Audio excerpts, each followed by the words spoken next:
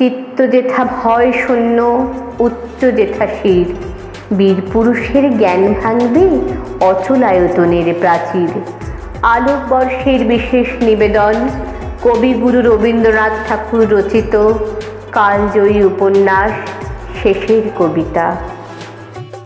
গল্পের সূত্রধর সোনালী মৈত্র এবং মাসুম ফাদিকার। গল্প পাঠের চরিত্রে অভিজিৎ বিশ্বাস, অমিতের চরিত্রে বাল্মীকি মণ্ডল, যোগমায়ার চরিত্রে শর্মিলা ফাদিকার, জ্যোতিশঙ্করের চরিত্রে অর্কময় দত্ত মজুমদার, লাবণ্যের চরিত্রে সুচন্দ্রিমা হাটুয়া। শুরু হতে চলেছে শেষের কবিতার 7ম অধ্যায়, ঘটকালি। অমিত যোগমায়ার কাছে এসে বললে, মাসিমা, ঘটকালি করতে এলাম, বিদায়ের বেলা কৃপণতা করবেন না। পছন্দ হলে তবে তো, আগে নাম ধাম বিবরণটা বলো। নাম নিয়ে পাত্রটির দাম নয়। তাহলে ঘটক বিদায়ের হিসাব থেকে কিছু বাদ পড়বে দেখছি। অন্যায় কথা বললেন। নাম যার বড়, তার সংসারটা ঘরে অল্প, বাইরেই বেশি। ঘরের মান রক্ষার চেয়ে বাইরের মান রক্ষাতেই তার যত সময় যায়। মানুষটার অতি অল্প অংশই পড়ে স্ত্রীর ভাগে। পুরো বিবাহের পক্ষে সেটুকু যথেষ্ট নয়। নামজাদা মানুষের বিবাহ স্বল্প বিবাহ, বহু বিবাহের মতোই গর্হিত। আচ্ছা, নামটা না হয় খাটো হলো, রূপটা? বলতে ইচ্ছে করিনি, পাছে অত্যুক্তি করে বসি। অত্যুক্তির জোরেই বুঝি বাজারে চালাতে হবে? পাত্র বাছাইয়ের বেলায় দুটি জিনিস লক্ষ্য করা চাই। নামের দ্বারা বর যেন ঘরকে ছাড়িয়ে না যায়, আর রূপের দ্বারা কনেকে। আচ্ছা, নাম রূপ থাক, বাকিটা? বাকি যেটা রইল সব জড়িয়ে সেটাকে বলে পদার্থ। তা লোকটা অপদার্থ নয়। বুদ্ধি? লোকে যাতে ওকে বুদ্ধিমান বলে হঠাৎ ভ্রম করে, সেটুকু বুদ্ধি ওর আছে। বিদ্যে? স্বয়ং নিউটনের মতো। ও জানে যে জ্ঞান সমুদ্রের কূলে সে নুড়ি কুড়িয়েছে মাত্র। তার মতো সাহস করে বলতে পারে না, পাছে লোকে ফস করে বিশ্বাস করে বসে। তাতে যোগ্যতার ফর্দটা তো দেখছি খুব খাটো হচ্ছে।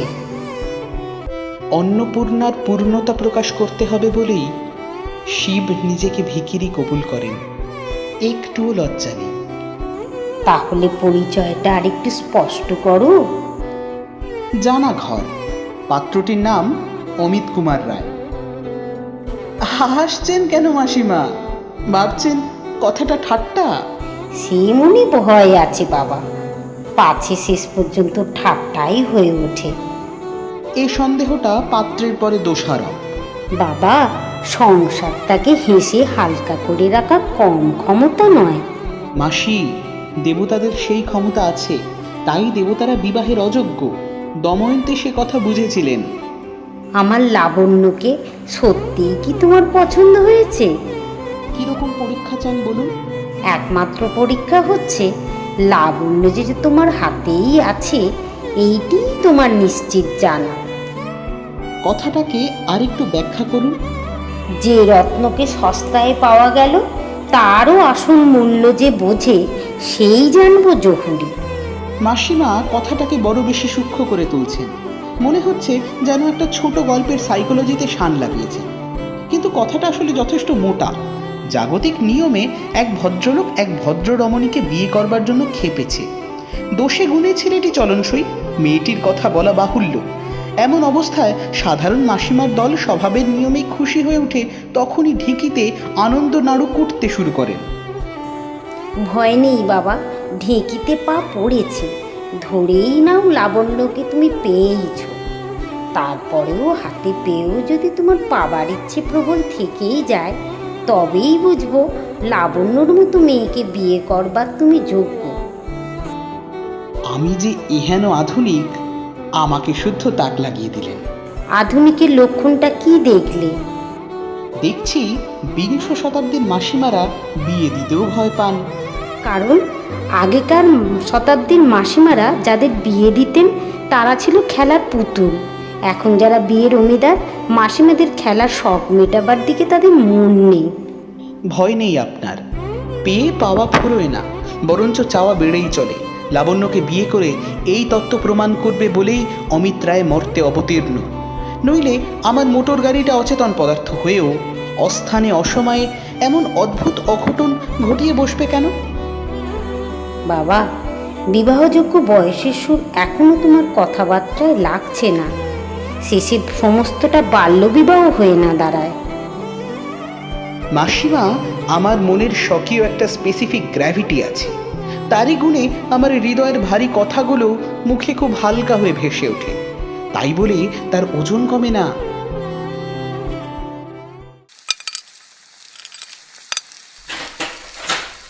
যোগমায়া গেলেন ভোজের ব্যবস্থা করতে।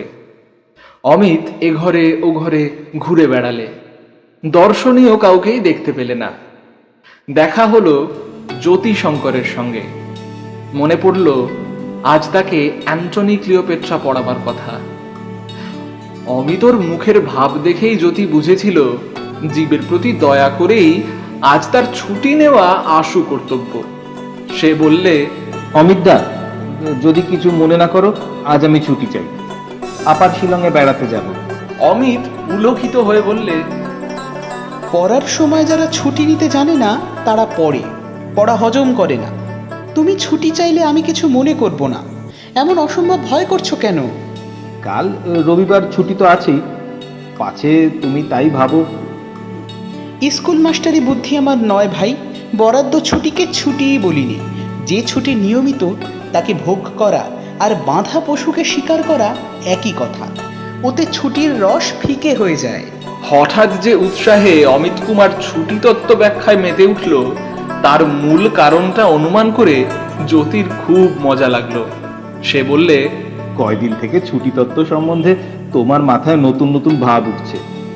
সেদিনও আমাকে উপদেশ দিয়েছিলে, এমন আর কিছুদিন চললেই ছুটি নিতে আমার হাত পেকে যাবে। সেদিন কি উপদেশ দিয়েছিল? বলেছিলে অকর্তব্য বুদ্ধি মানুষের একটা মহৎ গুণ, তার ডাক পড়লেই একটুও বিলম্ব করা উচিত হয় না বলেই বই বন্ধ করে তখনই বাইরে দিলে ছুট। বাইরে হয়তো একটা অকর্তব্যের কোথাও আবির্ভাব হয়েছিল, লক্ষ্য করিনি। জ্যোতির বয়স 20-এর কোঠায়। অমিতর মনে যে চাঞ্চল্য উঠেছে, ওর নিজের মনেও তার আন্দোলনটা এসে লাগছে। ও লাবণ্যকে এতদিন শিক্ষক জাতীয় বলেই ঠাউরেছিল। আজ অমিতর অভিজ্ঞতা থেকেই বুঝতে পেরেছে সে নারী জাতীয়। অমিত হেসে বললে, কাজ উপস্থিত হলেই প্রস্তুত হওয়া চাই। এই উপদেশের বাজার দর বেশি, আকবরী মোহরের মতো। কিন্তু ওর উল্টো পিঠে খোদাই থাকা উচিত, অকাজ উপস্থিত হলেই সেটাকে বীরের মতো মেনে নেওয়া চাই। তোমার বীরত্বের পরিচয় আজকাল প্রায়ই পাওয়া যাচ্ছে। জ্যোতির পিঠ চাপড়িয়ে অমিত বললে, জরুরি কাজটাকে এক কোপে বলি দেবার পবিত্র অষ্টমী তিথি তোমার জীবন পঞ্জিকায় যেদিন আসবেই, দেবী পূজায় বিলম্ব করো না ভাই। তারপরে বিজয়া দশমী আসতে দেরি হয় না। জ্যোতি চলে গেল। অকর্তব্য বুদ্ধিও সজাগ। যাকে আশ্রয় করে অকাজ দেখা দেয় তারও দেখা নেই। অমিত ঘর ছেড়ে গেল বাইরে। ফুলে আচ্ছন্ন গোলাপের লতা, একধারে সূর্যমুখীর ভিড়, আর এক ধারে চৌকো কাঠের টবে চন্দ্রমল্লিকা। ঢালু ঘাসের ক্ষেতের উপর প্রান্তে এক মস্ত ইউক্যালিপটাস গাছ, তারই গুঁড়িতে হেলান দিয়ে সামনে পা ছড়িয়ে বসে আছে লাবণ্য। ছাই রঙের আলোয়ান গায়ে, পায়ের উপর পড়েছে সকালবেলার রোদ্দুর। কোলে রুমালের উপর কিছু রুটির টুকরো, কিছু ভাঙা আখরোট। আজ সকালটা জীব সেবায় কাটাবে ঠাউরেছিল, তাও ভুলে গেছে। অমিত কাছে এসে দাঁড়ালো। লাবণ্য মাথা তুলে তার মুখের দিকে চেয়ে চুপ করে রইল। মৃদু হাসিতে মুখ গেল ছেয়ে। অমিত সামনাসামনি বসে বললে, সুখবর আছে, মাসিমার মত পেয়েছি। লাবণ্য তার কোনো উত্তর না করে অদূরে একটা নিষ্ফলা পিচগাছের দিকে একটা ভাঙা আখরোট ফেলে দিলে।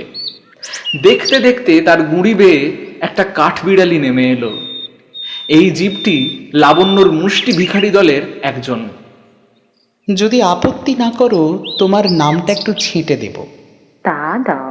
তোমাকে ডাকবো বন্য বলে। বন্য? না না, এই নামটাতে হয়তো তোমার বা বদনাম হলো।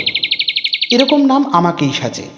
তোমাকে ডাকবো বন্যা, কি বলো? তাই ডেকো, কিন্তু তোমার মাসিমার সামনে নয়। কিছুতেই না, এসব নাম বীজ মন্ত্রের মতো, কারো কাছে ফাঁস করতে নেই। এ রইল আমার মুখে আর তোমার কানে। আচ্ছা বেশ। আমারও ওই রকমের একটা বেসরকারি নাম চাইতো। ভাবছি ব্রহ্মপুত্র কেমন হয়। বন্যা হঠাৎ এলো তারই কুল ভাসিয়ে দিয়ে। নামটা সর্বদা ডাকবার পক্ষে ওজনে ভারী। ঠিকই বলেছ, কুলি ডাকতে হবে ডাকবার জন্য। তুমি তাহলে নামটা দাও, সেটা হবে তোমারই সৃষ্টি। আচ্ছা, আমিও দেব তোমার নাম চেটে। তোমাকে বলবো মিতা। চমৎকার। পদাবলিতে ওরই একটি দোসর আছে, বধূ। বন্যা, মনে ভাবছি ওই নামে না হয় আমাকে সবার সামনেই ডাকলে। তাতে দোষ কি? ভয় হয় একের কানের ধন 5 কানে পাছে সস্তা হয়ে যায়। সে কথা মিছে নয়। 2-এর কানে যেটা 1, 5-এর কানে সেটা ভগ্নাংশ। বন্যা, কি মিতা? তোমার নামে যদি কবিতা লিখি, কোন মিলটা লাগাবো জানো? অনন্যা। তাতে কি বোঝাবে?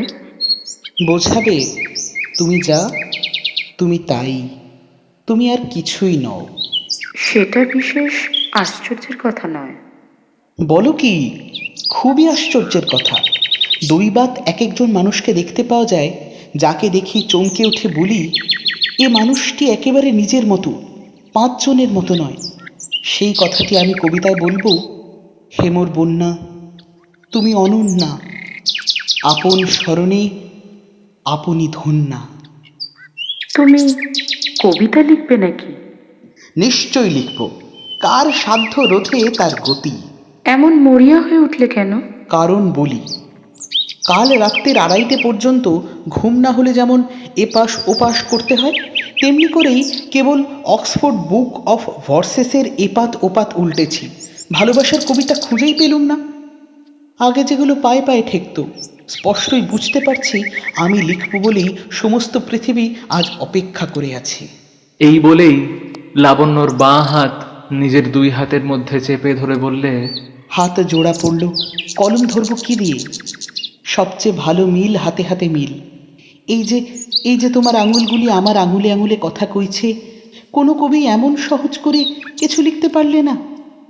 কিছুই তোমার সহজে পছন্দ হয় না, সেই জন্যে তোমাকে তো ভয় করি মিতা।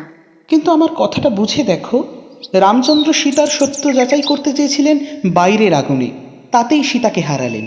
কবিতার সত্য যাচাই হয় অগ্নি পরীক্ষায়, সে আগুন অন্তরের। যার মনে নেই সেই আগুন, সে যাচাই করবে কি দিয়ে? তাকে 5 জনের মুখের কথা মেনে নিতে হয়, অনেক সময় সেটা দুর্মুখের কথা। আমার মনে আজ আগুন জ্বলছে, সে আগুনের ভিতর দিয়ে আমার পুরনো সব পড়া আবার পড়ে নিচ্ছি। কত অল্পই টিকল, সব হুহু শব্দে ছাই হয়ে যাচ্ছে। কবিদের হট্টগোলের মাঝখানে দাঁড়িয়ে আজ আমাকে বলতে হলো, তোমরা অত চেঁচিয়ে কথা কয়ো না, ঠিক কথাটি আস্তে বলো। For gods sec, hold your tongue and let me লাভ।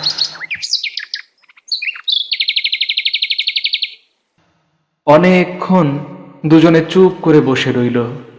তারপরে এক সময় লাবণ্যর হাতখানি তুলে ধরে অমিত নিজের মুখের উপর বুলিয়ে নিলে, বললে, ভেবে দেখো বন্যা, আজ এই সকালে ঠিক এই মুহূর্তে সমস্ত পৃথিবীতে কত অসংখ্য লোকই চাচ্ছে, আর কত অল্প লোকই পেলে।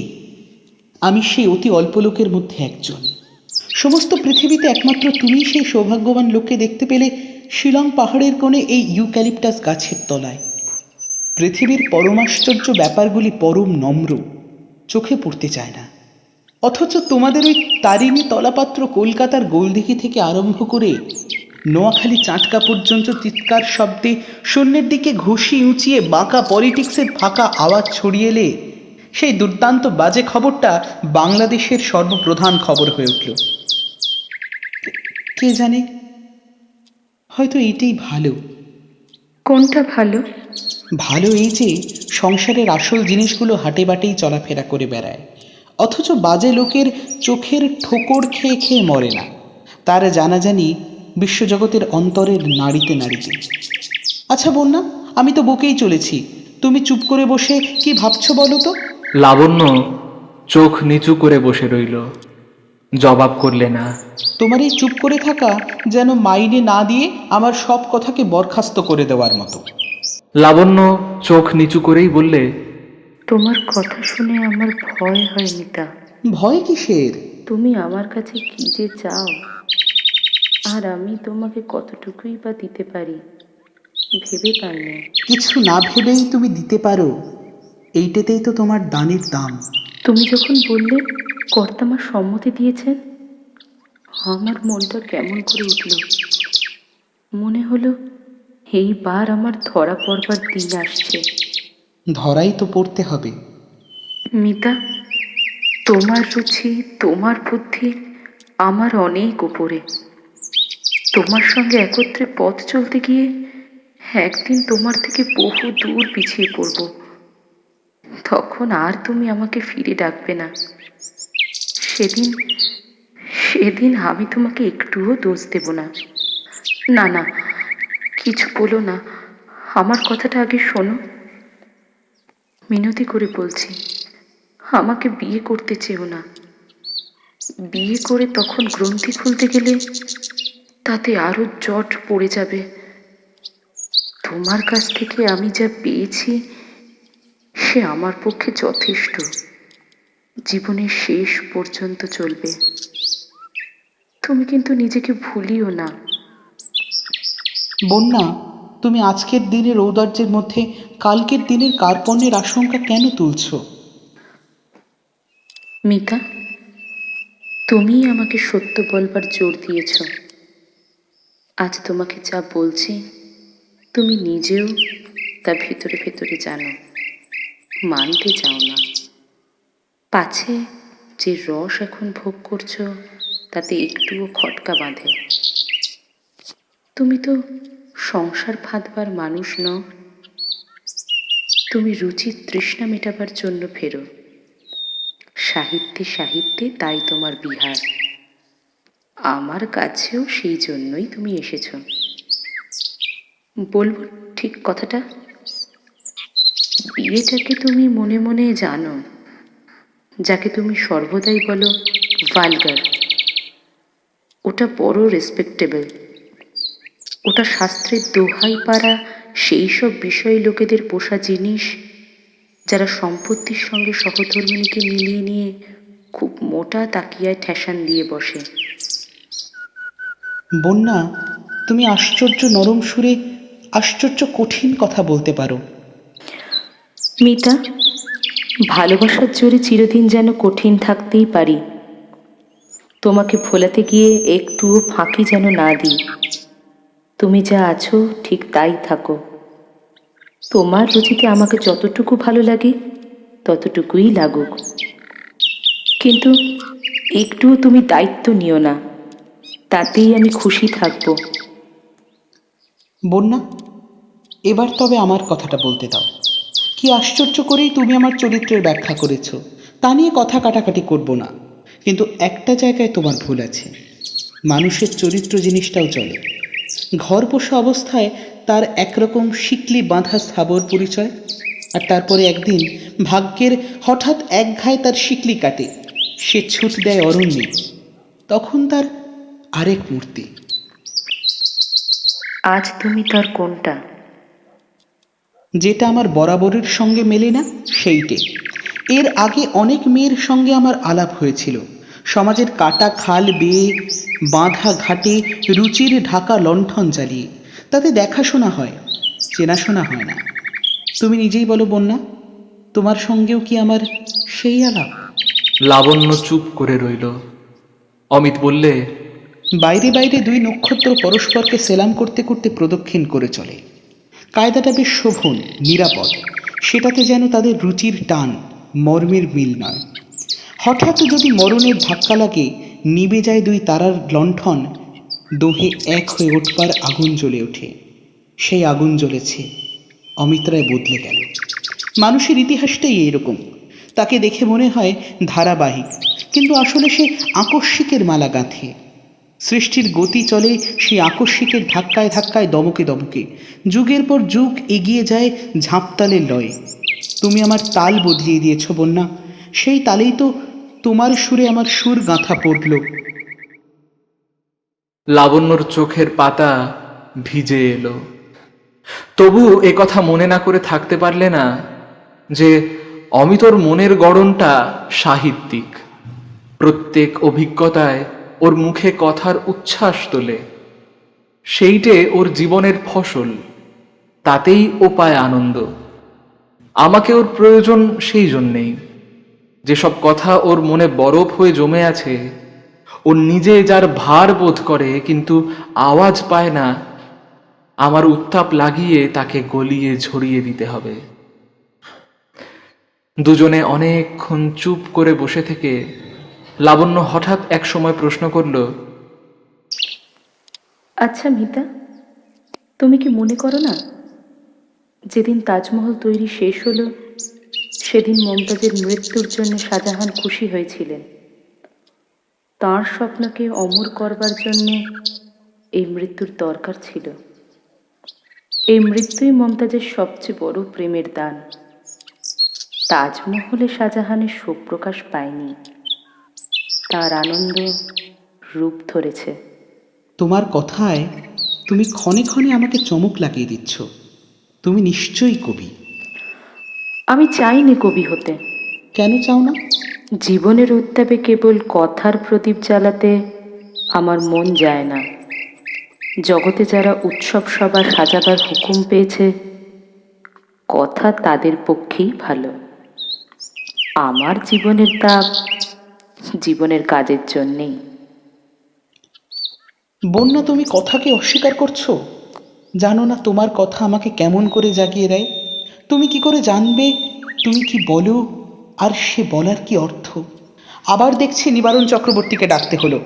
ওর নাম শুনে শুনে তুমি বিরক্ত হয়ে গেছো, কিন্তু কি করব বলো, ওই লোকটা আমার মনের কথার ভাণ্ডারী। নিবারণ এখনও নিজের কাছে নিজে পুরনো হয়ে যায়নি। প্রত্যেকবারই যে কবিতা লেখে, সে ওর প্রথম কবিতা।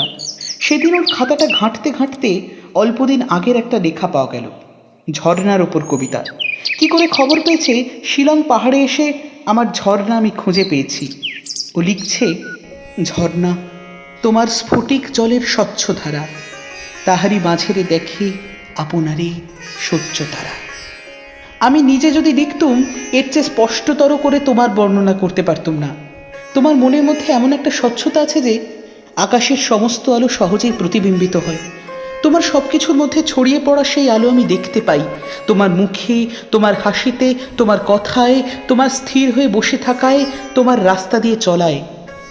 আজি মাঝে মাঝে আমার ছায়ারে দুলায় খেলায়ও তারই এক ধারে, সে ছায়ারির সাথে হাসিয়া মিলায় কলধ্বনি, দিও তারে বাণী যে বাণী তোমার চিরন্তনী। তুমি ঝর্ণা, জীবন স্রোতে তুমি যে কেবল চলছো তা নয়, তোমার চলার সঙ্গে সঙ্গেই তোমার বলা। সংসারের যেসব কঠিন অচল পাথরগুলোর উপর দিয়ে চলো, তারাও তোমার সংঘাতে সুরে বেজে ওঠে। আমার ছায়াতে তোমার হাসিতে মিলিত ছবি, তাই নিয়ে আজ পরাণে আমার মেতেছে কবি। পদে পদে তব আলোর ঝলকে ভাষা আনে প্রাণী পলকে পলকে, মোর বাণীরূপ দেখিলাম আজি নির্ঝরিণী, তোমার প্রবাহে মনের জাগায় নিজেরে চিনি। লাবণ্য একটু ম্লান হাসি হেসে বললে, যতই আমার আলো থাক আর ধ্বনি থাক, তোমার ছায়া তবু ছায়াই। সেই ছায়াকে আমি ধরে রাখতে পারবো না। কিন্তু একদিন হয়তো দেখবে, আর কিছু যদি না থাকে, আমার বাণীরূপ রয়েছে। কোথায়? নিবারণ চক্রবর্তীর খাতায়? আশ্চর্য কিছুই নেই। আমার মনের নিচের স্তরে যে ধারা বয়, নিবারণের ফোয়ারায় কেমন করে সেটা যেন বেরিয়ে আসে। তাহলে কোনো একদিন হয়তো কেবল নিবারণ চক্রবর্তীর ফোয়ারার মধ্যেই তোমার মনটিকে পাবো, আর কোথাও নয়। এমন সময় বাসা থেকে লোক এলো ডাকতে, খাবার তৈরি। অমিত চলতে চলতে ভাবতে লাগলো, লাবণ্য বুদ্ধির আলোতে সমস্তই স্পষ্ট করে জানতে চায়। মানুষ স্বভাবত যেখানে আপনাকে ভোলাতে ইচ্ছে করে ও সেখানেও নিজেকে ভোলাতে পারে না। লাবণ্য যে কথাটা বললে সেটার তো প্রতিবাদ করতে পারছি না। অন্তরাত্মার গভীর উপলব্ধি বাইরে প্রকাশ করতেই হয়। কেউ বা করে জীবনে, কেউ বা রচনায়, জীবনকে ছুঁতে ছুঁতে, অথচ তার থেকে সরতে সরতে। নদী যেমন কেবলই তীর থেকে সরতে সরতে চলে, তেমনি আমি কি কেবলই রচনার স্রোত নিয়েই জীবন থেকে সরে সরে যাব? এইখানে কি মেয়ে পুরুষের ভেদ? পুরুষ তার সমস্ত শক্তিকে সার্থক করে সৃষ্টি করতে। সেই সৃষ্টি আপনাকে এগিয়ে দেবার জন্যই আপনাকে পদে পদে ভোলে। মেয়ে তার সমস্ত শক্তিকে খাটায় রক্ষা করতে। পুরনোকে রক্ষা করবার জন্যই সে নতুন সৃষ্টিকে বাধা দেয়। রক্ষার প্রতি সৃষ্টি নিষ্ঠুর, সৃষ্টির প্রতি রক্ষা বিঘ্ন। এমন কেন হলো? এক জায়গায় এরা পরস্পরকে আঘাত করবেই। যেখানে খুব মিল সেইখানেই মস্ত বিরুদ্ধতা। তাই ভাবছি আমাদের সকলের চেয়ে বড় যে পাওনা, সে মিলন নয়, সে মুক্তি। এই কথাটা ভাবতে অমিতকে পীড়া দিলে, কিন্তু ওর মন কিছুতেই এটাকে অস্বীকার করতে পারলে না।